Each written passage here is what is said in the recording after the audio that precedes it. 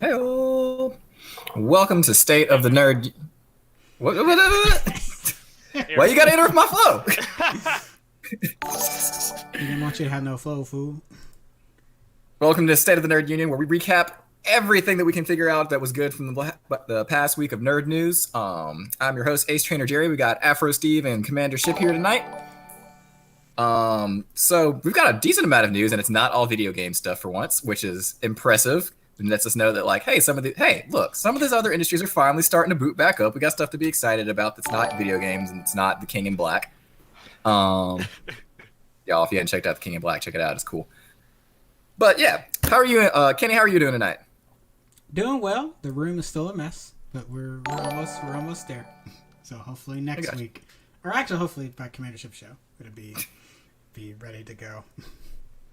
So yeah. It's okay. Everything in the room sparks joy, right? Yeah. Sure. That sounded convincing. Except for that Steve, one copy of Wombat Racing he got in the back there, and he's like, oh. Yeah. It's always some family members like, oh, I thought that you would like this game. You like video games? They buy you like Wombat Racing for the GameCube. Oh, man. It was $5. It's like there's a reason it was $5. Yeah, right? I'm doing pretty good. Week's off to a good start. I'm going through what's it called, 2077, and I'm like knocking out the rest of the achievements there. And I'm gonna start playing Dragon's Dogma next. That's my next big single player RPG. So that'll be fun. Looking forward to that. How about you, Jerry? How you doing? I'm doing pretty good. I started to get to the end of Jedi Fallen Order this week. We got past the Sith dude on Dathomir that was harder than I thought it would. And that stupid bird. Oh, yeah. Is this your first playthrough of... Yeah, this is the first time I played through it. Oh, okay, cool. Then I won't say anything. Cool. Yeah, so I'm excited. It's been pretty fun so far. But yeah, other than that, week's been good. I'm enjoying this weather. Probably going to make some barbecue of some sort this week because the weather doesn't suck. And yeah. There we go. Yeah. Well, moving back into nerd news for the week. So, a good number of you may have noticed this already, but in case you haven't seen this, we got our first trailer for Donkey Kong vs. Bowser. And by that, I mean Kong versus Godzilla. And it is as epic as I possibly could have wanted it to be, and that's just the trailer. So I can't wait to see the movie. I think Kenny's going to pull up some video of the trailer for y'all. Well, first we put up the little video of the... What am I trying to say? Of your Bowser versus Donkey Kong. So shout out to... Dang it, I lost the handle. No! Oh, no! Shout out to the handle. I might post that later in the comments. But yeah, it actually just takes a shot from the trailer and creates it into a little animated photo. So good cartoon. Oh yeah, I see it now. Yeah, that one. Appreciate it. Yeah, that's basically... I kind of want to do that as a Smash Brothers fight now. Just have like a DK Bowser arena. That would be cool. But yeah, I'm pretty excited about it. I know that there's been some beef with the various kaiju sizes that are in the trailer, but I could care, but I want to see a fight, so like I don't care. Oh, so about the relative size, like why is Godzilla or why is Donkey Kong so big? We need Kong. So my partner and I were looking into this because we were like, why is Kong so big? And like historically, actually, like Donkey She's the only one who communicates. Kong I knew that they had a quite bond. a lot smaller than Godzilla, but like they nowhere to go, basically so like over time, like I made a promise to protect her. like both of those franchises were in the U.S. They were like, oh, we need to make this bigger because the biggest building is like this tall, and like canonically right now Godzilla's only like 100 feet tall, and he needs to be taller. So like they've been like scaling up more and more. But I think in the last Kong film, the one with Skull Island? Yeah, the one with that like Kong was like around something like I want to say it was like 100 feet tall. I think that's right. And basically, like, the reason it was so big was because, like, Godzilla. I think original Kong was something like they were like, that's not big enough. It needs to be bigger because like, I want you to see this giant, like, Kong. He's like, no, that's a guy. Like, that's not just a big monkey. Or, like, the mannequin, that's a guy. So that's not just a big. Plus, they also mentioned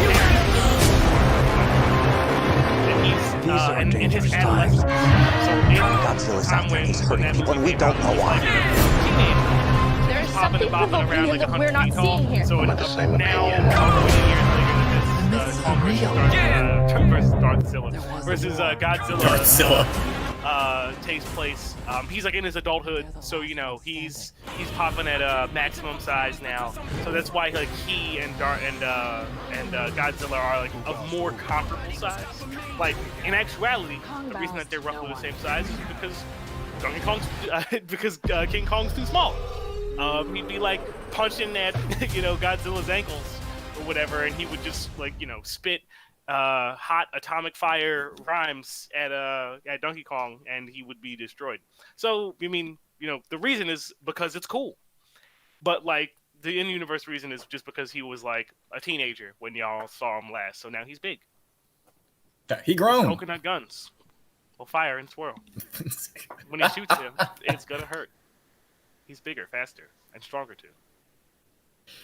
Speaking of Kong with weapons, it appears in the trailer that he actually does have a weapon that he's fighting Godzilla with. Because one of the other complaints is like, all right, but how's he going to get past atomic breath? Because like, or Godzilla can be like, all right, let me just back up and just like spit on you real quick, and you're gonna die. Coconut guns. So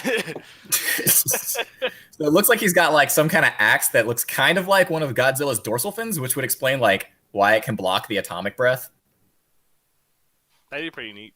I mean, I Yeah. like, literally when I was talking about like, oh yeah, like like Godzilla has atomic fire. Like I don't know how Kong's gonna deal with that. And it's like, but Kong can pick stuff up. Kong can touch his toes. Kong can scratch his face. So he's got a lot of things going for him that Godzilla can't contend with. That's true. He has opposable thumbs. I guess Godzilla has that too, but whatever. He Actually does. I mean, it doesn't really matter if you have opposable thumbs if like you can't bend down to reach to pick up anything. So yeah, that's true. But yeah, I feel like Kong's agility in this is gonna help him a lot fighting Godzilla. But I don't know like why they would be fighting, because they both seem to be like forces of nature for the sake of good. Well, everyone should go back and rewatch the first 5 seconds of the trailer. And I don't know how much people want to be like. I know some people watch trailers and think they don't get a lot from it, or some people get spoiled from it. So I won't necessarily drop that here, but people should rewatch the first 5 seconds. And it may not be Godzilla that you saw in that. So my working theory is that they are going to fight legitimately because they're like in the get wires crossed, and then they go after whoever the actual big baddie is in the film. Mecha Godzilla. well, not because what's Maybe. it called? Oh wait, no, there's that other one. Yeah, I mean, well, there's a whole bunch of Godzilla of monsters. I forgot about that one. Skull Island, but I mean, King Ghidorah was one of my favorites, but they already did that, so they're probably not gonna do that again. Yeah. Just watch the trailer. I mean, it's there. No, I see what you're saying now. I didn't think about that, and I was like, oh yeah. Yeah, I'm like fairly certain it's gonna be like Godzilla's like, "Are you doing this?" and like Kong's gonna be like, "Are you doing this?" And they're gonna fight each other, and then like it's whatever the thing is, the disturbance of nature that's happening, that happens, they're gonna be like, "Hold up, that wasn't you. Nah, that's coming from over there. My bad, fam. You all right though?" I was gonna say, I mean, the first Godzilla did a good job of like hiding the main villain. Like we didn't even know there was gonna be another monster in that movie until we got into the movie. Like that egg hatches, and you're like, wait a minute. That movie was dope. Yeah, that movie was phenomenal, and they did a fantastic job marketing that and not telling you what was going on. Because it's like so many times, So, like yeah, when a major film comes out, like they end up spoiling the major reveal of the movie, like in the promotional material for it, and I'm like, come on. But I'm glad they didn't do that with this time. Glad they didn't do this time. Yeah, it was real good. If you haven't had a chance to watch any of the Godzilla movies, go watch. Like we promise, it's a lot better than you're thinking it's gonna be. Like the first Godzilla movie in the new series it's probably the best monster movie I've ever seen. Like it's really good. The best one ever, though? I said the worst one I've ever seen. Have you seen? I haven't seen all of them. What's that called? Pacific Rim. Oh no, yeah, it's not better than Pacific Rim. Sorry, I forgot about But that. Pacific Rim way better. slaps. I'm so hyped for Pacific Rim 3 because I am positive we're gonna get giant robots that combine. Like I'm absolutely positive that's gonna happen. 100%. You want a Megazord? 100%. It's gonna be a Power Rangers crossover movie. They're gonna the guitar's gonna come in. You're gonna see like a saber-tooth tiger climb up the mountain like, "Rawr!" I'm like, see, I told you. Old school Tommy Oliver's gonna show up and be like in the Dragon Zord and be like, "What's up, guys?" As long as he goes in the cockpit and just bitch slaps everyone out of it. Why are you so? Why do you guys suck so much? I love how like they kick people out. Like something will happen and they'll get knocked out of the Megazord. Like the Megazord, like the cockpit's like 150 feet up, and they're just like And I'm like, did they fall from all the way up there? Like, how are they not dead? What drives me crazy is when they can still backflip or like somersault from a blast. I'm like, just fall down, just fall down.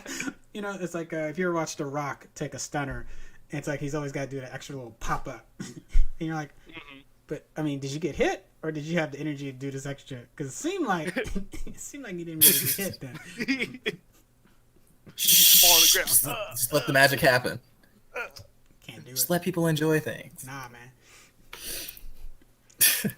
On a completely different note, so Square Enix has a new game coming out in the future sometime. I don't remember when the release date is. I'm a terrible person. But I do know that this Thursday, the demo for the game Balan Wonderland will be releasing on PlayStation and Switch and all the other console stuff that's going to be on. If you haven't had a chance to check out Balan Wonderland, Kenny's going to pull up some pictures and images from that for you. But it's kind of like this weird crossover between like old school Nights into Dreams from the Sega and Kirby. And that sounds like a really strange combination, and it is, honestly. But it looks like a lot of fun. It's going to be like a platformer game where you work with various power sets that you can get from various enemies and whatnot. Yeah. It looks really weird, but in an interesting kind of way. It's got like this weird carnival, like fair theme to it. So I don't know if any of you guys have had a chance to check out any of the Balan Wonderland stuff. Have y'all? I have not. Okay. Maybe I'm just the only one that's hype about it, but if you want to have a chance to check that out, it'll be out this Thursday at midnight. Go search on your whatever console shop that you're on for Balan Wonderland, and you can check it out for free. I'll probably stream some of it because it looks weird and fun. So, yeah. Nice. Nice. Yeah, it'll be interesting. Steve, you want to tell us about this or KOTOR stuff? I don't know that much about it, actually. Okay, my bad. I'm sorry. So, I thought it was KOTOR. the thing from the last time we talked about KOTOR stuff. But this is something new. So last week, or I don't know if it was last week before last, we talked about the fact that Lucasfilm is making some new Star Wars games, but they weren't specifically going to be made by EA. We noticed in their contracts and stuff that they had set up. We found out this week, and it was confirmed that a new KOTOR game, for those who don't know, it's Knights of the Old Republic, a new KOTOR game is getting released by some studio that is not only not EA, they're also not BioWare, which leaves us kind of in the dark as to who is making this and what we can expect, because we've never seen any of the other studios do stuff with Star Wars or that specific Star Wars set. But it's exciting to know that we are getting a new Knights of the Old Republic game. It's one of the like greater time periods from Star Wars that fans love. There's a lot of really good, interesting lore there. I'm not going to go into any of it because I'll spoil it if I do. And there's some fantastic stories. If you've never had a chance to play it, you can download it onto your cell phone for like $10. I kid you not. The old games are both on there. You look up Knights of the Old Republic in your app shop. Go download it and just play through one of the greatest Star Wars stories ever written, if I'm being honest. I will would. add. Go ahead. Go ahead. Go ahead, Kenny. Go ahead. I would recommend getting it on your PC or playing on the original console if possible, just because the frame there's some known frame rate issues that you can, if you're on PC, at least you have some ways to fix it. Tends to work well on the original Xbox, and then the phone one. Yeah, it works. It just it makes it works. accessible. It does. It does make it accessible. But I would also add, if you play, so KOTOR 1, probably totally fine, play through that. KOTOR 2, if it's your first time playing it ever, play it as is. It's a well-known bit of information for fans that have been for a long time now that the game wasn't done when they released it. They had to cut out a bunch of stuff because they just didn't have time to make the game that they wanted to make. However, if you buy it on PC, there's been a very, very long-running, basically fan-made revitalization where they went through and found all of like the incomplete plot threads and incomplete content and all that stuff, and finished the rest of the game, and added some more stuff on top of it. So if you buy the PC version, you can add basically you can play the most complete version of the game and some extra new content on top of that. Which, having played both, I played the game the way it was released and with the fully realized content finished by the fans. Definitely the latter is the way to go, because there's some really cool stuff that like just never comes to fruition because they just didn't have time to finish that plot thread that you miss out on if you don't play the fully realized version. Jerry, is that what you were trying to say earlier? What? Because when you were saying the story wasn't done, is that what you meant more of? Was that just... Oh, when we're having our pre-meeting, yeah. Yeah. Okay, because I think, I was confused. I was like, what do you mean the story wasn't done? I was like, oh, okay. But that... Yeah. There's like plot threads that are kind of left dangling. But they can only do so much with the ending, because the ending is what it is. They did finish the ending, but like the ending is complete. It's just not the one that they wanted to have, because they had to do something else. They didn't have time. Yeah. So it is done. Like, it's not like you like beat like a particular boss and like the credits just roll. Like, good job, thanks for playing. Got to some point in the game and here's the credits. It's like, what? Okay, hold on. What? Yeah, but if you have a chance to check that out, if you got some extra money, throw it at that. But definitely the Steam version is the better of the versions that you can do, but it is accessible on various consoles. So moving on to other, I guess, related content to that, because KOTOR originally came out like back on the Xbox. So Xbox this week decided that they were going to increase the price of Xbox Live Gold, which we keep talking about how like Game Pass is this great thing because it includes Xbox Live Gold, but you can also separately purchase Xbox Live Gold if you just want to be able to play online with your friends and not have access to the Game Pass library.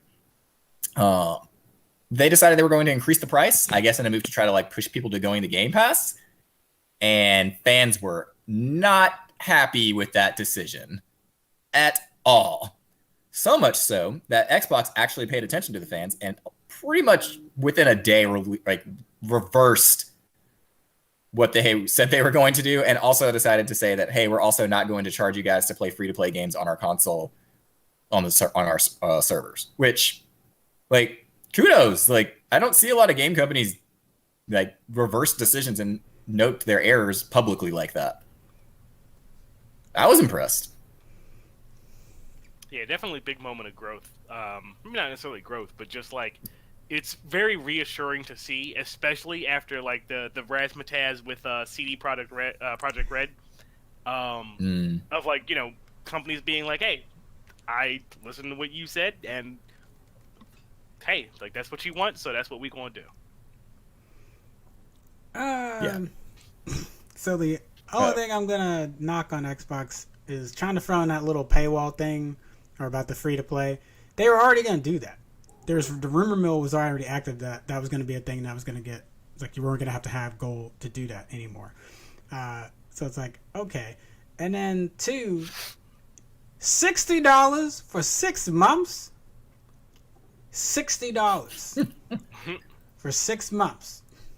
That's whack. Again, I know it's gone back, but just the initial thought that you were going to do that.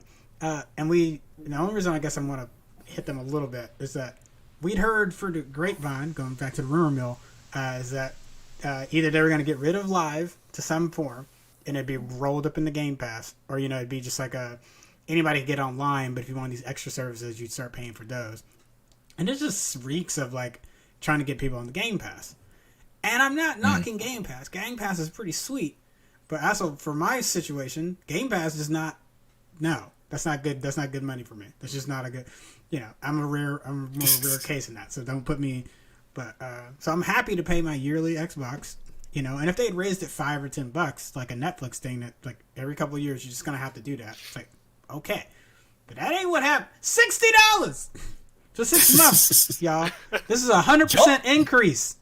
If you wanted a year, what was it gonna be? $120, give or take. 120, yeah. Yeah, with tax and what? That's bonkers. That's 2 games. Exactly. That is 2 games. Well, barely. If you imagine if you're, so I'm thinking. No, you're right. You're right. Back when we was Utes, it's like, you know, it was a struggle to get my mom to pay $5 a month so I could be a member to play RuneScape. Like that ain't never happened for me. I stopped playing RuneScape because I was like, all right, I've done all the free content, so it is what it is. If you're like a kid just trying to, you know, play Xbox Online with your friends, you know, all your friends playing PlayStation, playing for free, you know, you kind of up a creek because there ain't nothing you can do. How if you're 10, 11 years old, how you gonna get $120? Yeah, it's hard to plot that some down. yards. I know, but it's hard to plot that down for online service.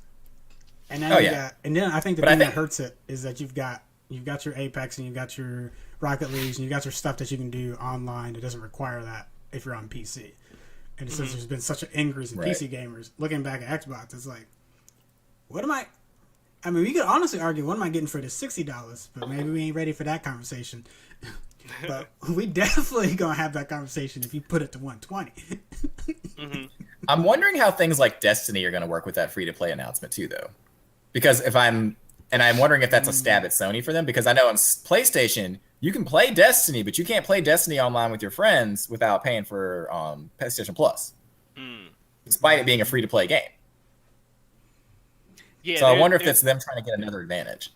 There was a really insightful comment, like, you know, that was very simple. And somebody had said on their comment thread, free-to-play should be free-to-play. Yep. Like, it shouldn't be free-to-play if you buy some extra thing, because that ain't free. It's like, if something is free-to-play, like, it needs to be free-to-play across the board, regardless of whatever that means. Not free-to-play so long as you help me pay for the servers and all that other stuff, because that ain't free. Yeah. Because otherwise you just lie. Yeah.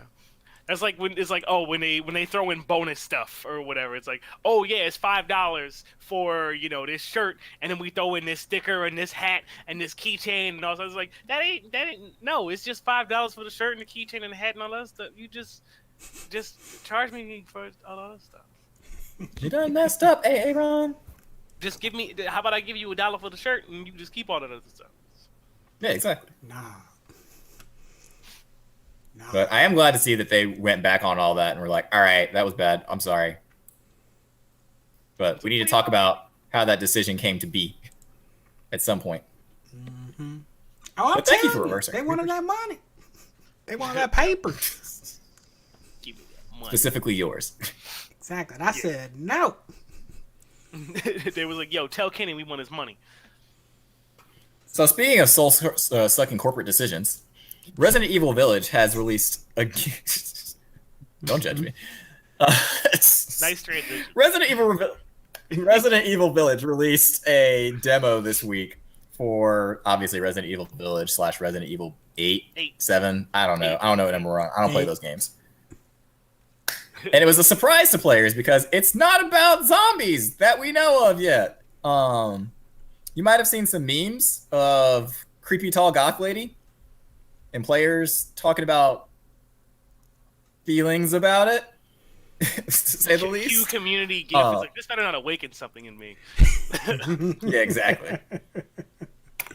So Resident Evil has a giant vampire lady because apparently there's vampires in Resident Evil, which, kudos, that's actually a really fresh take for them. Like, I don't think they've ever had, like, vampire stuff in the game series that I can remember. I don't think they've ever had just vampires. It's usually, I mean, look, as for Resident Evil, there's going to be zombies, or like zombie-like things, or just ghouls or vampire thralls or whatever. But you know, it's cool to see something different.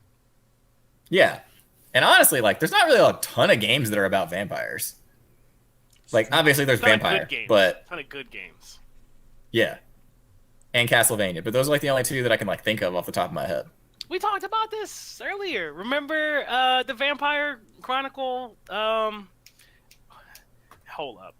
The game that's like there's coming out with a second one earlier, like later this year, and we thought it would never ever happen. Vampire Masquerade. Okay. Vampire Masquerade. That's one of those games that you were real into, and I have never heard of. Yeah, Vampire Masquerade. They're coming up with the old one's real good, and they're coming up with a new one this year. So there's 3 games that are good. Yeah. I was gonna say you did the So now Legacy you got of some Kain more series, vampires. the Soul Reaver. Yeah, that was good. I feel like there's something It's else been a we're while. forgetting that's like. And Vampire or Vampire. Yeah, that's what I was talking about. Vampire is one. Yeah, So I mentioned that one. Castlevania is another one. of course. But like, And that's it. I think Code Vein is about. Yeah, I think Code Vein is about vampires, but I haven't played it. I don't know. I could always play some But yeah. Vampire Rain. Or we could not. It's awful. But the trailer looks pretty good. As somebody who like hasn't played Resident Evil for like quite a hot minute, like the presentation and the graphics and the lighting and all that stuff and the character design looks pretty tight. I'm interested in it, even without the presence of the giant vampire woman. But like it looks pretty solid. I haven't sat down and played the demo yet myself, but it looks interesting. Yeah, and I really like the aesthetic of the various vampire ladies that they have because they look like they are out of time, like in the wrong time period for where the setting of the game is, and I like that about that. Honestly, it honestly makes it a little bit more eerie for me that way. Because like you walk across somebody, you're like, why are you wearing the Why are you wearing Victorian clothes? Oh, because you think those are cool. I see. Because you're probably from that time. and you're gonna try to kill. Okay, run away. Or maybe, So, according to half the internet, it's like, or maybe don't run away. You see what happens. Yeah, what's the Johnny Bravo meme that's about that? Yeah. My mom always So told if me you about people like you. I was hoping she was right. Yeah, so if you see any of these memes about these large, tall women or something like that from Resident Evil, if that's what that's about, you can go download that demo for free right now and check it out for yourself and see how you feel about Vampire Lady. Kenny, you've got some news about CBS All Access changing their plan up a little bit? Man, look, listen. This stuff is crazy. So, you probably already didn't have CBS All Access anyway, or if you did, you only had it for Star Trek. So, I don't know why we would just call it like a Star Trek add-on. That's what we should really be calling it. But anyway, if you've been on CBS All Access for any time, you know there's not a lot on there to enjoy. And the parent company of CBS, Paramount, has decided to put more of the Paramount content on that, and they're just going to subsume CBS All Access into them and call it Paramount Plus. I'm sure Disney won't have any problems with that. And, well, it's okay as long as they don't make it like just a white symbol with blue like Disney Plus is. Well, it's already kind of looking like that. So there's a commercial that shows you some of the shows that have already been on CBS All Access and ones that are coming to Paramount. So we already knew about the new Star Trek, Strange New Worlds with like Captain Pike and Spock and stuff like that. So we get to see shots of them. I think that was a little weird though, is we didn't really see shots of like, we know that was a show that's coming. Like we didn't see a Picard shot. We didn't see, Twilight Zone, Discovery. We didn't see shows like that had already been on CBS All Access. Like, and we saw like a Dora running around on there. But I don't know. I feel like you should have at least, if All Access, CBS All Access was your original thing, like at least have some of that so people can see the crossover. I think there's a lot of people that probably don't know about the Captain Pike show, so I don't know if that shot's going to do anything for a lot of people. And it's them all climbing up this mountain to be up to Paramount Mountain. And I don't think most people know what Paramount is, to be completely honest. Like, the Paramount Channel, yes, I know Paramount makes movies. I'm just saying, but I don't know if the typical person, like, if you see CBS logo, you probably recognize that before you recognize the Paramount Mountain. So, I don't know. It just seems a little off. But this does mean that we'll finally have Indiana Jones streaming somewhere. Because currently... I didn't think about that. Yes. So and there's a couple other. I have to go down some of the properties that Paramount still has control over, but obviously, yeah, Star Trek movies and stuff will finally be in that. But there's some other stuff that just has been in the Paramount control and vault that we haven't been able to watch. So this could be at least. Do they have the Mummy? Or is that Universal? Did they have the what?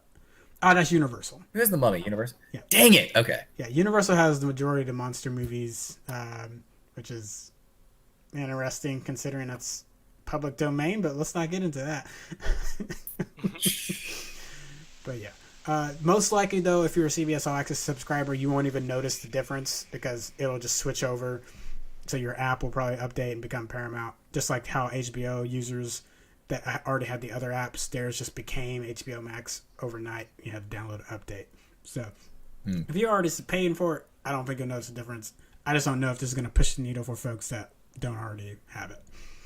So there you go. Yeah. I don't see it being a huge selling point because people don't really like, I don't think of Paramount as like a franchise that has movies that I consistently watch or something like that. And it might be. I just don't think of them that way because they don't really like focus on their branding at all.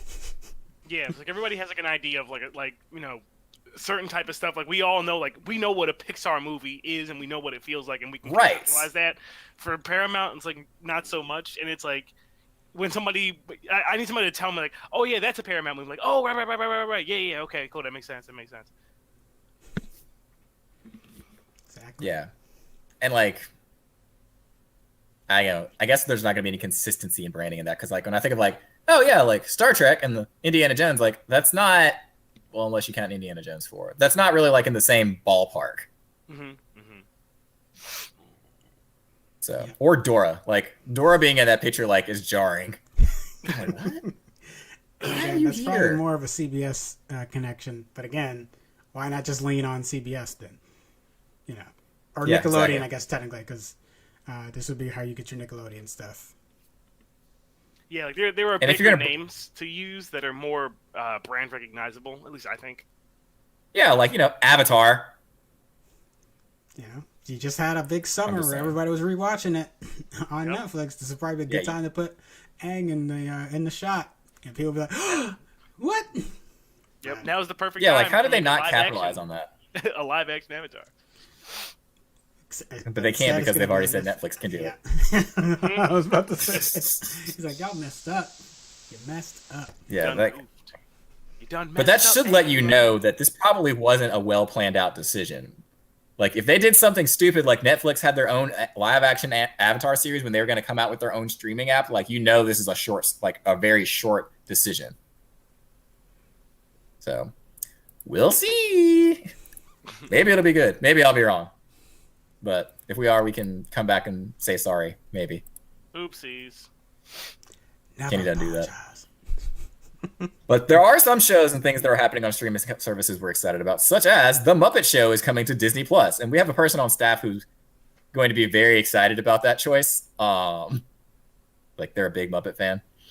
But if you have ever been just an avid Muppet person, you're like, man, I really want to show my kids or like show anybody I know really like the Muppet Show or just the entire Muppet catalog. Like some of it was already on Disney Plus, but they're going to be adding more Muppet stuff to it. So I'm excited about that because Muppets is one of those things that it's like, oh yeah, like my kids love this, but also like there's a ton of like higher level adult jokes that are in this that's full of sarcasm and greatness, and I love all of that. Mm-hmm. Like pretty much every good show from the 90s. I mean, yeah, but Muppets is like an entire other level of that. It's true. It is true. Like, there's like a bunch of stuff where it's like, I'll see something that from my childhood, and I'm like, wait, that joke was in there? How'd that get by me? And I'm like, oh, because I didn't know anything because I was 6. How'd they get past the census? Exactly. Even the new version of Muppet Babies.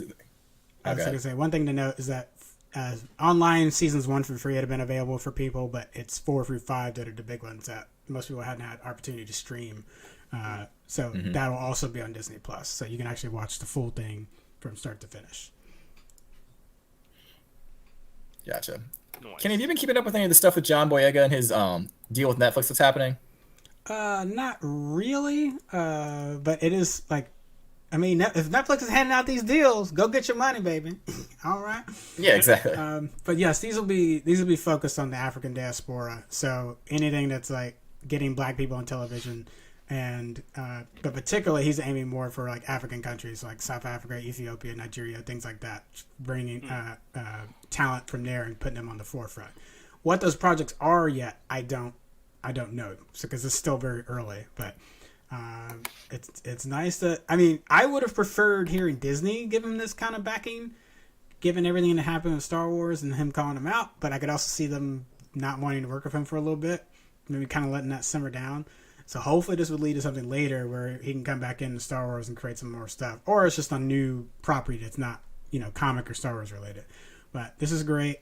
I think Netflix's track record, at least in the last couple of years, has been better on this than most studios. And they've got the money to at least back it up. So, I don't know. I'm curious to see if it's like shows or movies and things like that, but it'd be really cool. Yeah. I like John Boyega. Everything I've pretty much seen him in. I've really liked him in everything that he's been in. Even like Pacific Rim 2 is not a great movie, but I like John Boyega. So like, I'm not mad at him for it. Yeah. He was a great choice for like a lead for Pacific Rim 2. Just make the story make more sense. Like, what is going on? Like that. It doesn't need to make more sense. Okay. I have to push back just because. Well, you know what? Never mind. Because to be fair, when I walked into Pacific Rim 1, I just wanted, can it just look good and didn't work-ish, and I'll be okay. And then it exceeded my expectations. It was like, it really worked really well. I'm like, there's only like one plot thing. You're kind of like, that's kind of dumb.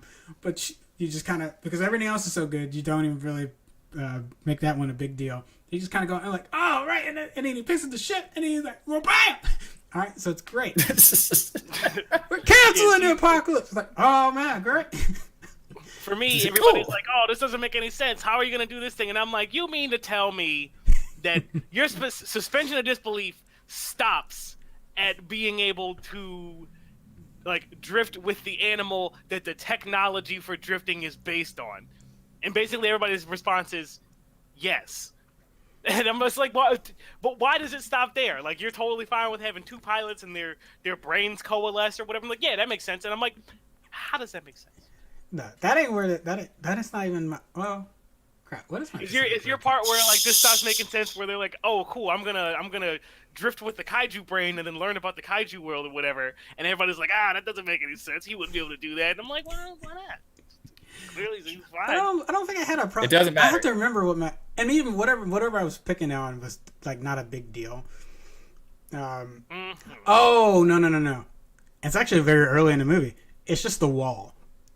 The wall was the dumbest. Although, granted, given everything we've seen the last, looks at what, a couple of years, clearly we would be fascinated on like this will be more effective than the things we've sent out into the water that's proven to kill these things.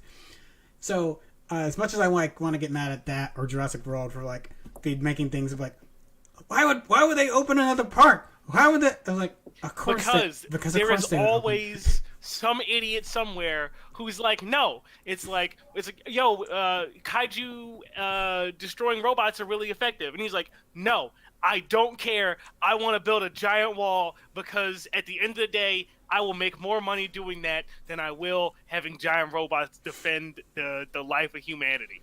And it's like, I mean, you do have the social pull to do that and stop making giant robots. However, maybe you shouldn't make this about money. And like, if the existence of our real life equivalent of Lex Luthor, I'll let you figure out who he is, folks at home, is anything, it's that there was always somebody who will do anything to make money, no matter how detrimental it is to the rest of the human populace. So okay, so I feel like after last year, we kind of need to go back and like rewatch a bunch of old movies where like dollar bill motivation was the villain's reason for doing something stupid. And we're like, why would you do this? Like, that's a really dumb choice. Like, obviously you could see nobody would do. There are so many movies and plot lines where that's a thing. But after 2020, I'm like, I need to reevaluate the judgment I've made on those movies. Yeah, but everybody's like suspension of disbelief. Like, you can't possibly say like there is no length that someone would go to for money. If there is definitely a billionaire somewhere on Earth where if an alien showed up, I'm like, yo, I will give you a whole fucking planet made of gold if you blow up Earth. And he's like, let's get started. Like, There is Yeah. a person out there somewhere. Despite the fact that blowing up your own home planet gives you no place to spend the currency with which you just got, it doesn't matter. They will do it. Yeah. I learned a lot of things last year that I didn't want to. Lex Luthor blowing up the fault lines on the west and east coast so he can get beachfront property on where he already owns. Yup. The nuke might be the only wild part of that. Yeah, exactly. Now I'm like looking at that, I'm like, oh, okay, I get it. Okay, I'm sorry. Yeah, and it's like classic Lex Luthor being like, oh wait, so let me get this plan straight. So you want to make a whole bunch of money? He's like, yes. So you buy up a whole bunch of desert property? Yes. And then you want to destroy everybody who lives in California? Yes. So that then everybody who lives in California will move to the new coastline, and you can charge them a bunch of money. And it's like, well, no, because they'll be dead. And it's like, so you want the other people who just saw California get destroyed to move to the new California to live there instead. It's like, yes. Well, when you It's put like, it all right, that I'm way. in. Just call one of those places Otisburg, and I'm in. Otisburg? I'm sorry, Mr. Luthor. That needs to be a video category we go back and rewatch old movies and we're like, wait, nope, see, but we thought. Superman Returns, Lex Luthor villain plot, and he's like, you're gonna make an island? Like, that's the plot? Like, really? And okay, yeah, he would. All right, I see it now. All right. It's like, that would be lucrative. I'm in. You know what? Sign me up. You are evil. All right. Superman's like, yo, man, if you wanted me to help, if you wanted an island, you could have just like paid me, and I just, move some dirt around, build you an island. It'd be like, it's like 45 minutes for me. What, like 20 years for you? Come on, man. Just pay me. Just be street friends. We can make this work easy. Speaking of old school things that we didn't understand were that cool, American Dragon Jake Long was going to be coming to Disney Plus soon. If you've never had a chance to watch American Dragon Jake Long, I don't know why you didn't. Yeah, it's really good. Like, it's a TV show that's about this guy who transforms his family is dragons, but they're like people form dragons. Like, you know how there's like the mythology where like various mythological creatures like exist as humans because they transform into humans and blah blah blah blah. It's basically that, and it's about him growing up as a teenager. And it was one of the better shows I watched as a kid, and it's going to be on Disney Plus. And I'm excited to let my kids watch it, and you should have a chance to watch that too. That will be coming to Disney Plus on. Oh my gosh, my tab went away that had that information on there. Excuse me. It's going to come in February sometime. So I'm pretty excited about that. If you're a fan of Avatar, the voice actor for Zuko plays Jake Long in that show. So you can have more Zuko voice acting because it's great. Another show from that same era, if you've never seen it, Jackie Chan Adventures. Easily top tier show from that same era of television. I consider Jackie Chan Adventures to be better than Jake Long. But I also watched almost all of Jackie Chan Adventures when I was growing up, and I saw like a lot of Jake Long American Dragon. So slight bias. Yeah, I would agree that that's a better show, honestly. But it's also good to like have some like various representation going on because both of those shows are not about like white male protagonists. Mm-hmm. So I'm excited about that. Yo, Jackie Chan. Yeah. I might watch that. And Shaolin Showdown. Oh, I forgot about Shaolin Showdown. That same time period, which slaps super hard. Very fantastic show, and similarly not strictly about like white male protagonists. Solid representation. Terrence's Facebook comments are cracking me up. By the way, yeah. I apologize, Taryn, because I was so focused on the Twitch comments I did not get to. So they asked us about the Darth Vader desk. So we have not done that yet. Maybe when we actually have a studio. She's referring to someone had a custom made Vader pod, like when he's in his meditation, like solo recharging the torso his light Vader bright. recharge port. They also said, is Disney Plus the new I, or is the plus symbol the new I, like how everyone put I in front of their stuff after iPod, or iPhone, iPod? Possibly. It's quite possibly that thing. Disney stole it from computer programming languages. It's just slightly less. It's not slightly not as good as C++. It's just C++. And then I mean, it's kind of like the whole Xbox series. We're just adding X's and stuff and like various letters to the end of the consoles now. No, you just add Xbox, Xbox, Xbox, Xbox, box, Xbox. Box Xbox. Whoa, those two Or X's they in a throw row. us all for a loop and they say, they throw us all for a loop and they do the Xbox circle. I would find Phil Spencer, and I'm not be able to do harm to him other than just slap him across the face and be like, "You've gone too far, sir." It's like, but I said Can't say good that. day. You know they watch the show. You didn't say good day. I said it now. Good day, sir. Slam. Spa. It is. It's dumb. I tried to. Oh God, you're gonna get me going. I tried to explain to someone what to buy, and they were confused. I had to give them pictures because just listing stuff out. It's no worse than literally every handheld console that Nintendo has basically ever named. Oh yeah, that's pretty bad. It's like we started off good. right. It's like, oh, we got the Game Boy. We got the Game Boy in color. It's like, oh, that's pretty great. It's a Game Boy Advance. That seems easy to follow. Oh, yeah. Game Boy Advance SP. Okay, I'm getting a little confused here. We got the DS. Whoa, We got whoa, the whoa. Game Boy 3DS, Micro. The DS XL. The DS Micro. Oh, the Game Boy Micro. 3DS XL. Exactly. The what? What about the new DS though? The new 3DS. Yeah, right. The new DS. And then only the the new 2DS. the new 3DS's games can only be played on the new 3DS. You can't play it on other DS games. Right. It's like Yeah. I feel like I'm trying to do Like- like a JRPG, like 100% completion thing with this video. Like the number of charts and graphs I need to draw, and I'm like, okay, wait. So I want to get. So which one do you want me to buy? Dad, I want the new DS. It's like the one that just came out, but not the new DS, the one that came out like 5 years ago. And it's like so.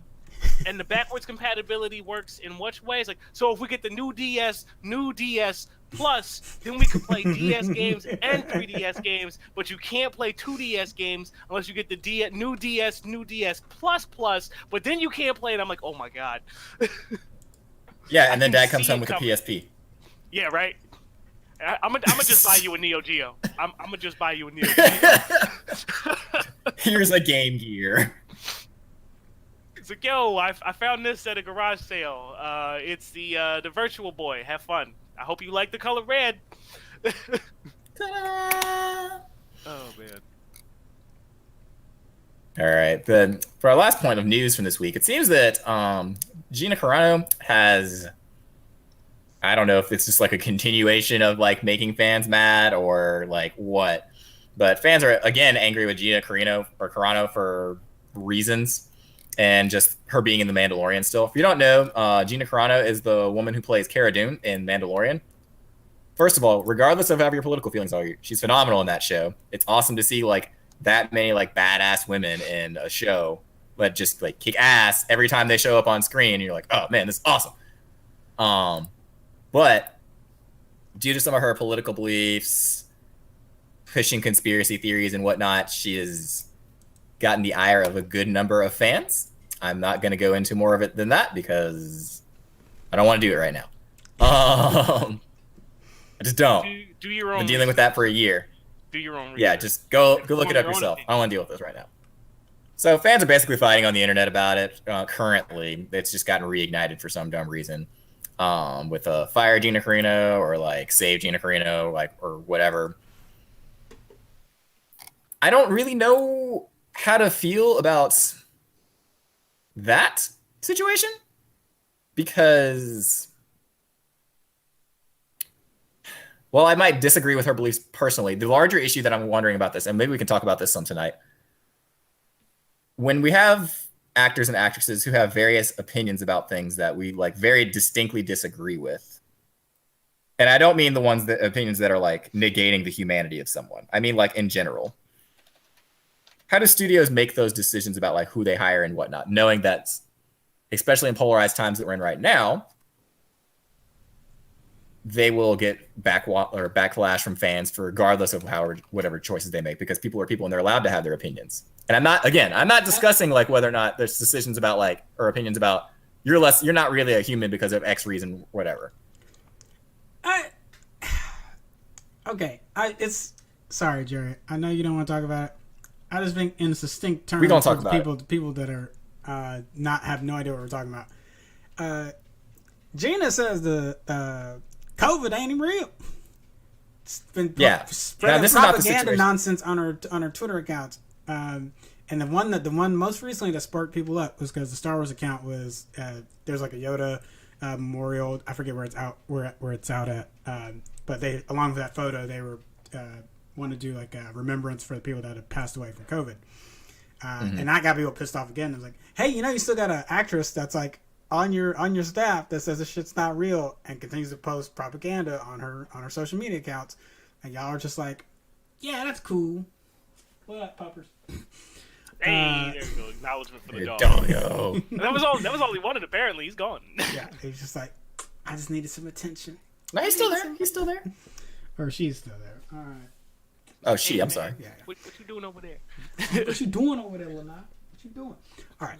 Anyway, so I think it's okay for a company to be like, we don't want you to represent us. If that's, it's like, you're welcome to have those beliefs if you want to, but that doesn't mean we got to pay you and have you represent our brand like that, because it's not just being a bit role character or something on Star Wars where you might not get. It's like if Mark Hamill was doing this, he's too visible of a face to be like, nah, we're just gonna Mark's just being Mark. Like, you couldn't do that, and people would be like, well, he's so big. It's like, yeah, but he's so big that when he's making those things, that it now becomes Disney's problem.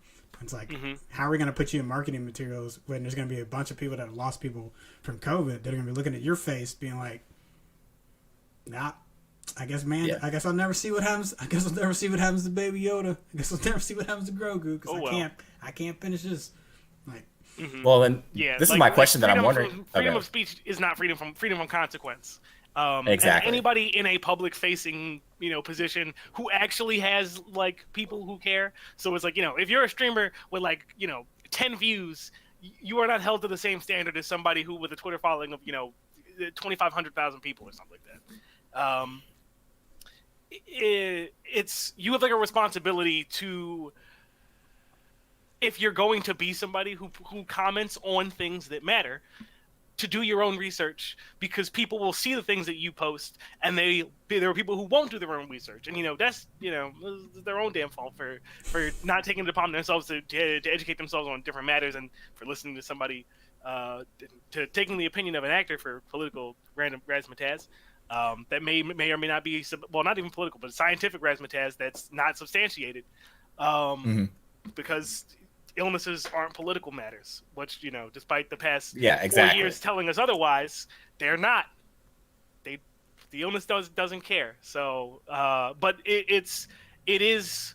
Kenny's right. Like having what you do in your off time still represents the companies that you work for. You can't go around talking about how the companies that you work for, your product doesn't work or something while you're not at work, but then at work, work super hard. That's not going to jive. But similarly, you can't go around doing morally questionable shit that, people still tie you as being like, oh, you're that big person who works for that company. And that's a problem for the company's image, because you're, be it purposefully or not, harming their image by having negative stuff come up through it. This is a case of something bad explicitly because she's shoveling propaganda. But I mean, John Boyega went through the same thing because he spoke negatively of Star Wars, which, reflects poorly on Disney. But, he's not talking about scientific data. He's just talking about his experience being on the show or being in the movies. And this kind of transitions to the point that I was trying, I guess I just really explained this badly because I didn't really know how to word this. But the question that I'm asking is, how does a company like Disney, where would they find that line? So Gina Carano's got opinions that literally impact people on a life or death scale, which I don't support that. I'm not about that. COVID's a real thing. They need to get together on that, and you need to respect the science. But John Boyega has opinions about various things and stuff like that. He has that freedom of speech to say that working for Disney in our country and whatever. Where is the line for that? Where they're what's the line for that? And I'm not necessarily saying that he shouldn't be able to say that. He should very well be able to say those things. But I do wonder if fans understand that people have a right to say things, but there's also consequences to what they say. And I don't think fans get that. And especially I don't think fans understand that some words have really bad consequences where it affects the lives of other people in dangerous ways. Yeah. And that's a critical tipping point. Like in this comparison, for me, I believe it's a very easy comparison of like, oh, they're like, what's the actor's name? The guy who plays Mando. Like he enrages his fans on not Twitter, what's it called? Instagram, like all the time. Mostly because they're like, some of his fans are shitty people, and he posts things like, hey, you should treat people as actual human beings, and people who are shit have a problem with that, but fuck those people. And if they like, shitty people can be Star Wars fans. However, like, to Disney, because they want money, they're like, every Star Wars fan is important. Some are a little less important. Right. Star Wars friends who don't think people are less important than Star Wars friends who do think people are people. Yeah. So like for them, it's a difficult problem to solve because like they're in the business of making money. So any problem that people have with anybody, regardless of the bigger, small, if John Boyega was like, straws have two holes, not one. There's gonna be people who are like, straws just have one giant hole all the way through. Like, that's a small problem to have that nobody's gonna care about. That while it may divide people on the internet, Disney probably shouldn't have an opinion about it. But if your if Disney tells me what soup is, and tells me cereal's a soup, then cereal is a soup. Cereal is a soup. What's the broth? It's a cold soup. Milk. Like gazpacho. Milk by itself just can't be a broth, unless you're at the bottom of the cereal box. Can't it? In which case, all the sugar at the bottom mixes with the milk, and then you've got a broth. Then I would agree with you. All the sugar always mixes with the milk. Not it's all like, the time. Why do you drink the milk when you eat Cinnamon Toast Crunch? It's because it tastes good. It just tastes good. Damn it. Bam. Got it. Like a soup. Ooh. But yes, Brought to you by the innovator of Fortunate Flakes. That was a good tie-in. But when you have somebody who works for you who's propagating scientifically false information, like regardless of who you are or where you work, like, well, maybe not regardless. If you work at like a sandwich shop, that's probably not a big deal because they don't have a big platform. But if in most cases, like, depending on where you work, like that's a big deal. Like you can't go around telling people that like this virus, which has killed millions, like hundreds of thousands of people across the U.S., millions of people across the world, isn't real. Yeah. So like, I'm gonna draw a comparison that doesn't exist, but it's kind of similar to one that existed before the riots happened. So what if Gina Carano had been running around saying stuff like, you know what, I think the Earth is flat, just to pick on like Kenny's pet peeve. So what if she had been walking around saying something that's scientifically proven to not be a thing, but it's like the Earth is flat, and everyone's like, all right, we like her in the show, but she's saying really stupid things. Like, how do you would that be okay for her to be running around saying something dumb like that? So because she has another thing she's saying that's dumb like that, but that's a lot more dangerous now that we know the results of that. For me, like, I don't care if but I don't care about actors, like, generally. Like, I don't pay attention to what they do 9 times out of 10. Like, there's straight up probably 20 actors that if you showed me a picture and gave me a name, I could be like, oh, that's that person. Like, after that, like, after we worked through like the Sam Jacksons of the world, like, as I started drawing blanks. If you showed me a picture of like a bunch of dudes and was like, which one of these men is Ben Affleck, I couldn't tell you. But if they said the F-bomb and you're trying to find Sam Jackson, easy. But yeah, like for like, you're as anybody doing whatever, you're allowed to be stupid. You could be stupid on your own time. But like when your stupid starts to affect other people and it becomes like a major detriment to like human society as a collective, like that's when it's bad. Like it's one thing if you're like, oh, I think the Earth is flat. Like, I'm sorry, that's okay. But if you're like, oh, I think the Earth is flat and we should teach it in schools alongside other stuff, like that's not, you've crossed the line. Your stupid is infecting other people. Like you need to knock that shit off right now. And that's a complicated because that's a conversation I had that made me really upset. Is there was I don't know if we talked about it here or if it was like somewhere else, but we were talking about I was talking to a first grade teacher that wasn't going to teach their kids about the moon, wasn't going to teach them about landing on the moon, things like that. Now, granted, they are first graders, so their level of understanding NASA and the planets and things like that doesn't need to be that in depth. But my thought was like, if this is one person that's willing to do that, what's the chances that other folks are also getting to that point to where they're like, no, I believe it so much that I'm not going to continue to teach it. And I'm like, that's a problem. So, you know, I guess the hard part is like, okay. I think the biggest problem is not necessarily the belief, it's how you got to that belief. Because people can get deceived, people can get tricked. I get that. And you think about how are most people like, not to derail into QAnon, and we don't need to do all that because we can start to wind down. But it's like the reason some people got into that was simply just because they didn't have a good system to check of what is real and what's not. You know, so when people are online and see something, they're like, they don't know that they're not thinking about you already have this bias, so that is making you jump at that because you're like, well, of course that's true because it lines up with these things. But that's, so like, yeah, those things help you in your head confirm it, but you haven't actually gone through the steps that would help you confirm that as a factual thing. It's like, yeah, it confirms your biases, but that's not necessarily the same thing as, does this thing exist? Did it leave footprints? Have we seen it spawn other things just like it? Like if we're going to talk about like Bigfoot, for example, it's like, did you have anything other than a grainy cell phone photo? Which is why is it always a grainy cell phone photo? Because Bigfoot hangs out in grainy areas. Because he's a blur. He's not a physical form. He's just a blur. Yeah, exactly. He's like trying to take a picture of Sonic the Hedgehog. Exactly. Well, you probably just be like, hey, what up, dude? I challenge you to a race. And then he might be like, you said what? Snap. But one of the things that you mentioned, Kenny, that's worth mentioning of how do people fall into this pit hole.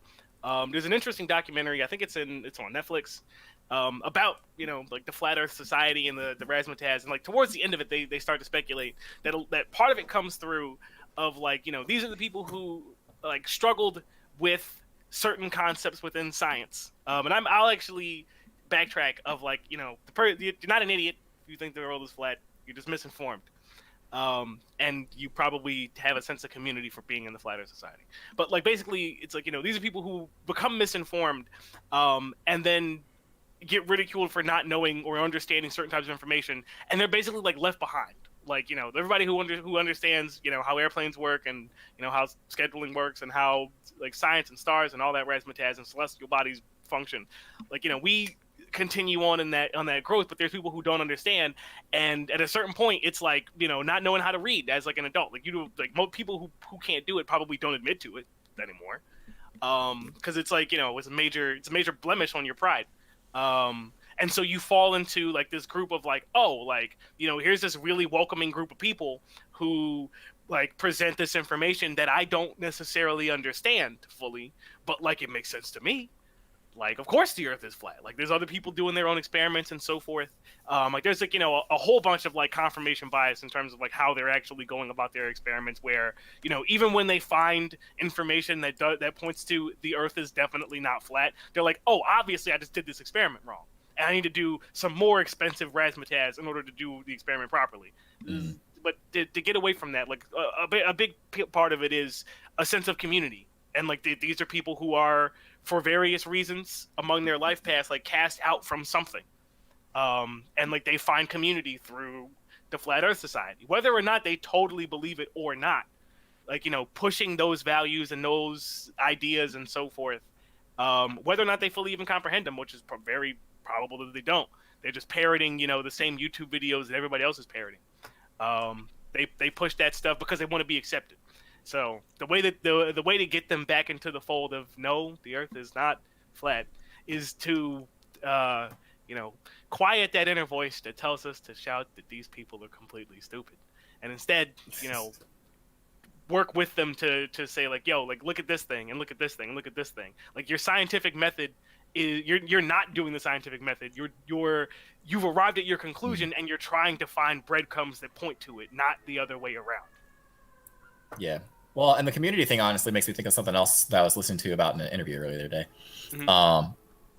So like in the nerd world right now, especially right now after this past year, there are so many of us who are online and have audiences now. And she has a humongous audience because she's in The Mandalorian. Mm-hmm. Freedom of speech when you were just talking with your friends is not it is the same thing as when you're talking to an audience, but it's also not. Like, when you were talking about freedom of speech and like, oh, I can say what I want because I live in America. Yes, but you also have to keep in mind the impact of your words. So like, take, for example, so like I'm a religious person and I have some things that I'm working through like religiously trying to figure out because I don't have any answers on stuff and like that. But if I discuss that openly on a platform like this, I have to be conscious of something that's, or just anything on Twitch really, like anybody on Twitch really. We have to be conscious of things, the impact that those words are going to make upon our viewers. And like I say this because like anybody can get on Twitch now. Anybody. If you have a platform like the Twitch, yeah, we're all on Twitch. We all have like various audience sets. Those words that we have and those opinions that we might have about something, those are not going to be nearly as well developed and fleshed out as they would be on our individual one-on-one basis in a freedom of speech sense like that. When you just tweet out something like random and there's no like scientific discussion about it back and forth, you're just like, hey, like, I think that COVID's not real. That's not you having a conversation with somebody trying to discuss the validity of the COVID research that you've done or haven't done. That's you making a statement about it. And while you very well may be trying to work through some of that and trying to figure out your stances on that, your audience doesn't know that. You can't just say stuff like that even if you're trying to figure it. But they don't know that they're half-baked because they don't have context. Right. They're just like, oh, well, she knows what she's talking about because she's famous. So we're going to also not believe that COVID is real. And that has consequences. Your words matter. And the way that and the things that you put out there like that do matter.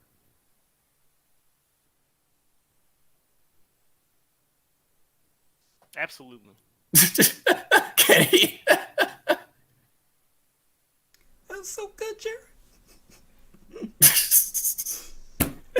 I said I wasn't going to get into this, and then we got into it. I mean, you tried. Also, every time somebody says like consequences, all I can think of like the Key and Peele sketch of like they have like the gangster coming to high school. He's like consequences.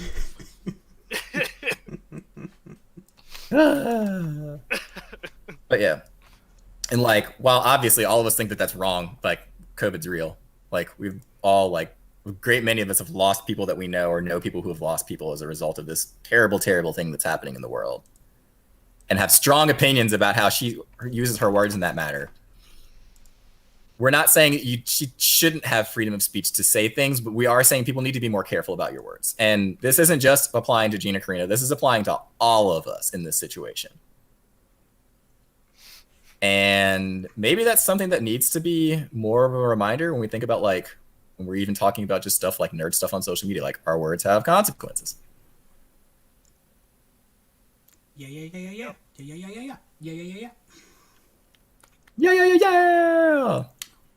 yeah, so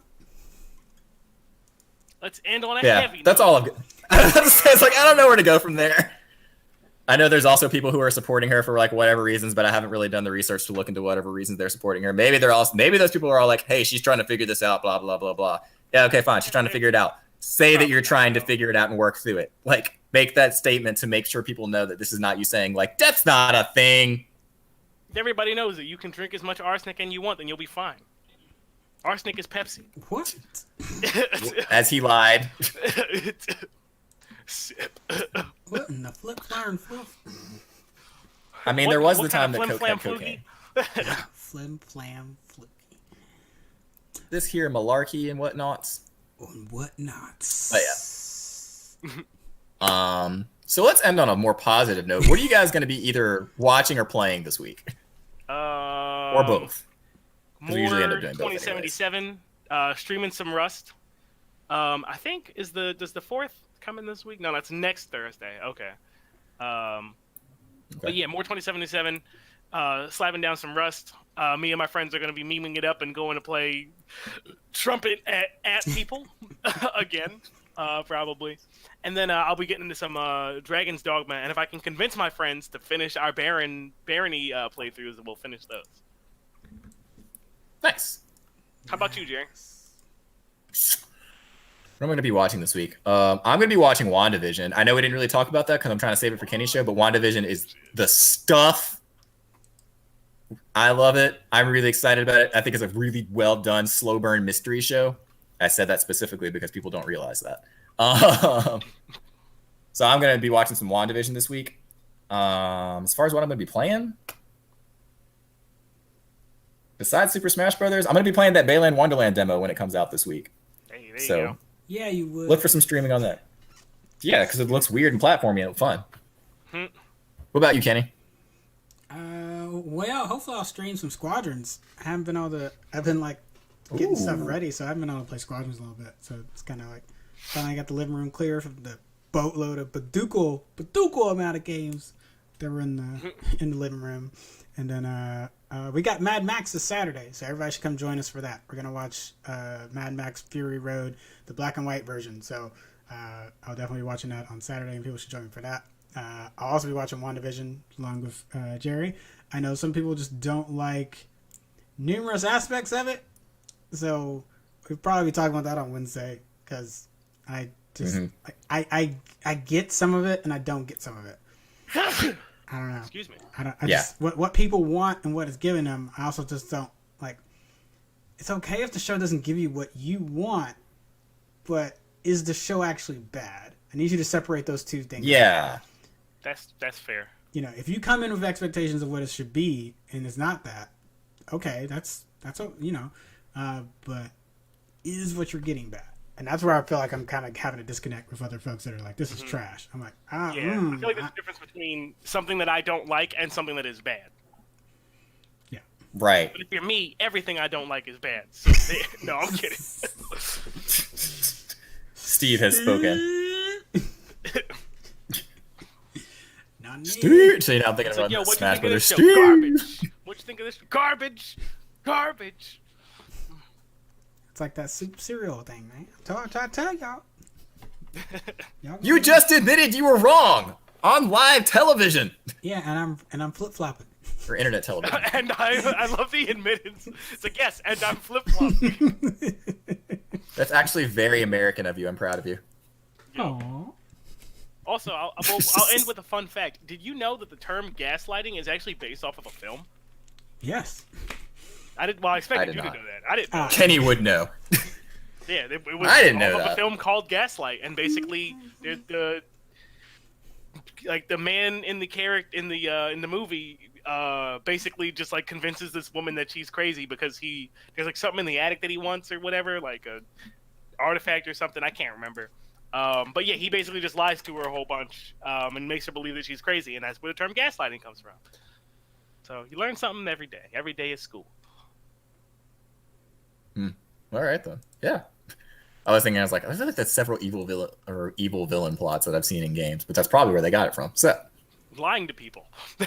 Bonkers. who knew? What a crazy random happenstance. You want to hit us with the right. outro plugs, Jerry? Yeah. So this week, as far as I know we're having the Commandership show on Wednesday night at 8 p.m. Boop. We are going to be doing the Mad Max rewatch on Saturday at what time? 8 p.m. Central. So it'd be 9 Eastern, 7 Mountain, 6 Pacific. Specific.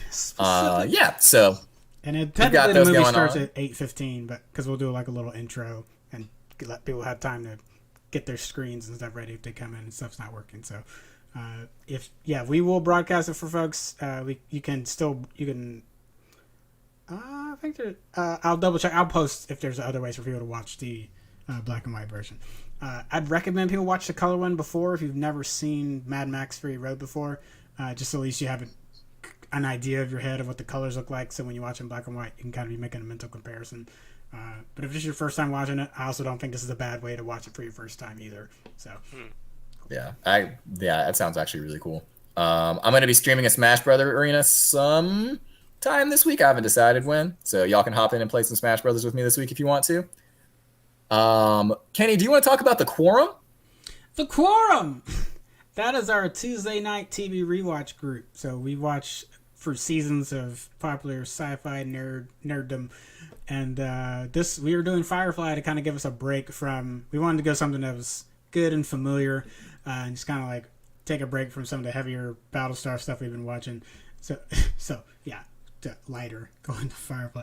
So yeah, we're gonna watch Firefly. We just did, or sorry, if you have time tonight or during the day tomorrow, watch the pilot and the second episode, the train job, and that will be what we talk about on Tuesday. So every time we do Tuesday is not when we watch it. Tuesday is when we talk about the previous weeks. We'll drop trivia and stuff in the event, and along with like some episode guides if you've never watched it, and also kind of want to like, hey, some things you can go back and look at, or if you want a review of it, that'll be available for you. So we'll go through Firefly, and that will end. Let me go look at my calendar. It will end on March 2nd, and on March 2nd we'll watch the movie Serenity as our way to close out Firefly. So I think everyone should come and enjoy it. Then be good. Good. Yeah. If you've enjoyed watching our stream, hit that like and follow button and be notified about future events and things that we're going to be doing on the page. I don't know. We're watching after Firefly. We're going to try to talk Kenny into doing like an Avatar rewatch or something like that, but we'll see how it goes. Well, I guess a tease for folks. I wouldn't mind doing another rewatch during the week. And since there's so much animation that we're realizing that we missed the Static Shock anniversary and that Justice League is this year, I wouldn't mind doing Justice League on Thursdays. So we might put a poll up on the Facebook page, and if people are down for that, I would be down to watch a couple episodes each week. Because yes, because it's good. Yeah. All right. Well, that's it for us. This has been State of the Nerd Union. We hope you guys have a good night. Good night, everybody. Peace. Bye.